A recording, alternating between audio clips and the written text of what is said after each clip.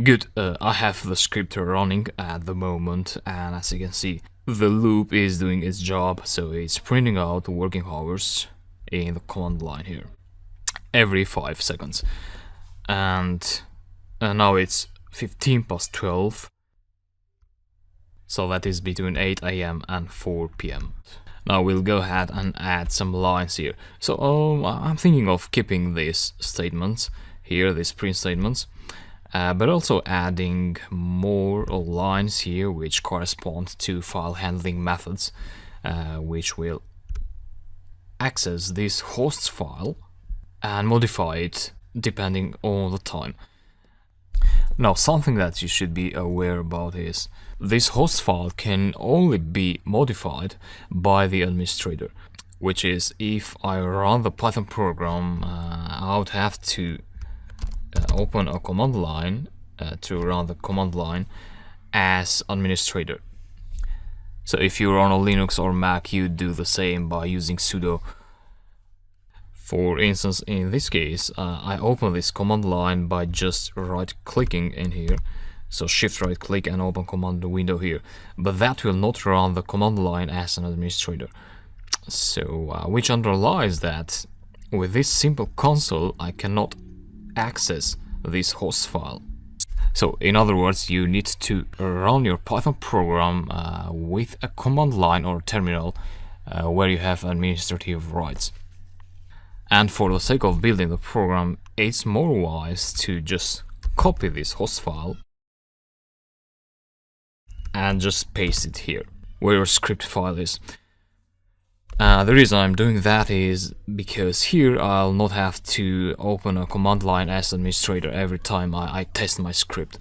So once I make sure that the things are working well, then I just change the path. So at the moment I'll not work with this path.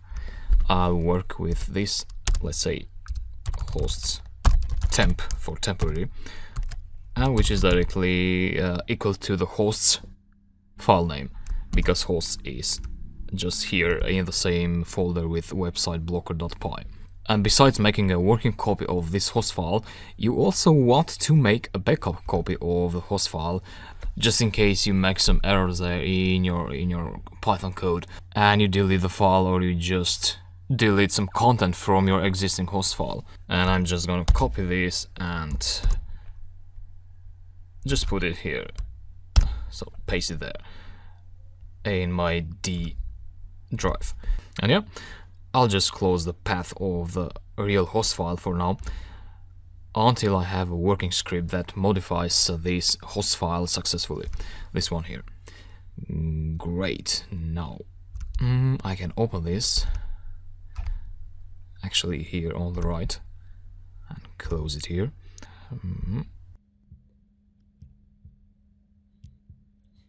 Good, I think this is a good layout for you to see the code well.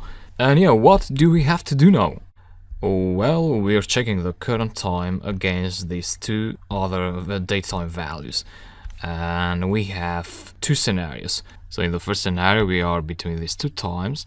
And in that case, when we are between these two times, we want to make sure that we have 4 lines of text here in the host file, where each corresponds with each of these list items. Of course, together with the redirecting IP in the front. So the same format as you see here, but without the comment tag. And here we can go ahead and open this host file now with the open method and write the list items in the host file. However, we may also want to check first if these 4 lines already exist in the host file, because the host file can have 2 statuses. So the first status is the host file is without these 4 lines there, and the other status is the host file has these 4 lines. Therefore, you want to check for them. And to check these lines, you first need to read the host file in Python. So you want to apply a read method to your file, and then maybe add a loop that iterates through this list. And in each iteration, you apply a conditional that says, if a list item in content, where content is text you have read from the host file, So if that item is in the content, then don't do anything. Otherwise, add that item in the host file. So let's go ahead and do that. With open hosts path. Sorry, that would be host temp. Host path is a path that we'll be using later. So host temp. We want to open that file. Using, well, if we use the read method, so R, we could read the file content, but we wouldn't be able to write within this statement, within the with statement. And if you pass W, you wouldn't be able to read. The middle solution there is to use R+. With that, you'll be able to read and write. So S file. And yeah, before writing anything, we want to first check there.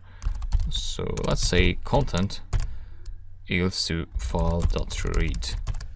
And what content will contain is the entire text of the host file. And actually we could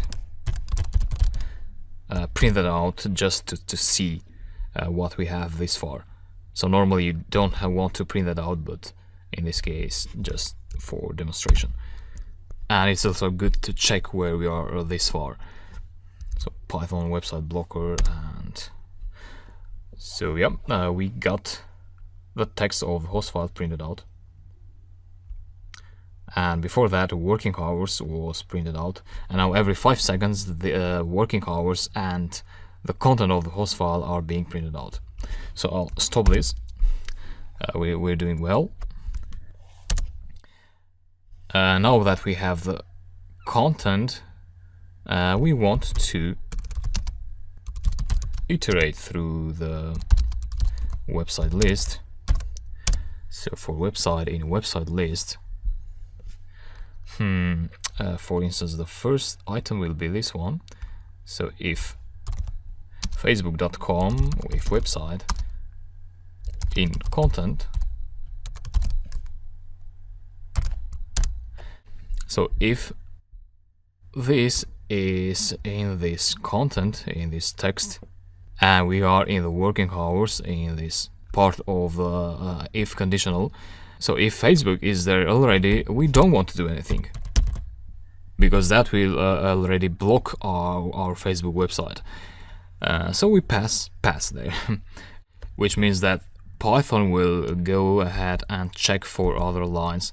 So it will go here. So it says else will not be executed in this case because if was executed. So if that is not executed, then Python goes to the next line and it sleeps for 5 seconds. And then once it sleeps for 5 seconds, the loop starts over again and the condition is being evaluated again. Working hours is printed out if we are between these two times. And then we open the file again in the second iteration of the while loop. And we read the text and then we iterate in our list and check if any of our list items is in the text of the host file. And then we pass to the next lines if it is not there. And if it's there, we want to file.write. You do something like website, and yeah, we're almost there. We can check what we get this far so that you understand. So I executed this, and now you see that www.facebook.com was added in the host file, and then the next item of the list, facebook.com, and then my Hotmail account, and so on. So the 4 items of the list. Which means the structure of our code is working well. We just need to work a bit on the style, on the text formatting. And so we're printing out the website, but we also want the redirect IP in there. Actually, the first one should be redirect variable, this one. And then according to the host file style, we should have a space there. As you can see, it says the IP address and the host name should be separated by at least one space. And that's what we'll do. So redirect, what you can do here is plus one space within double quotes. And then we have plus website. And then to avoid the text being passed in one single line, you want to pass here the \n special character. That will create break lines between these text items. Great, now I can check this. Well, nothing will happen because Facebook is already there. So I'm just gonna stop this and delete this.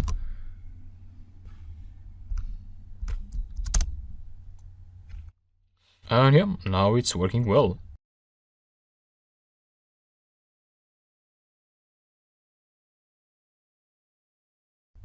And by the way, if you have an antivirus in your system, you probably have some warning there because the host file is a bit sensitive. So your antivirus will be notifying you that some program is modifying your host file. If you want, you can just you can cancel this. Don't do any cleaning. You don't have to clean it because you know that you're the one who is accessing that host file. So cancel that. And yeah, it's working well, I believe. And we are done with the first part of the conditional. So now we are in this time, which is between these 2 hours. But if you were, let's say, 13 here, stop this, check again. In this case, we get printed out these fun hours, but the text in the host file will be still there.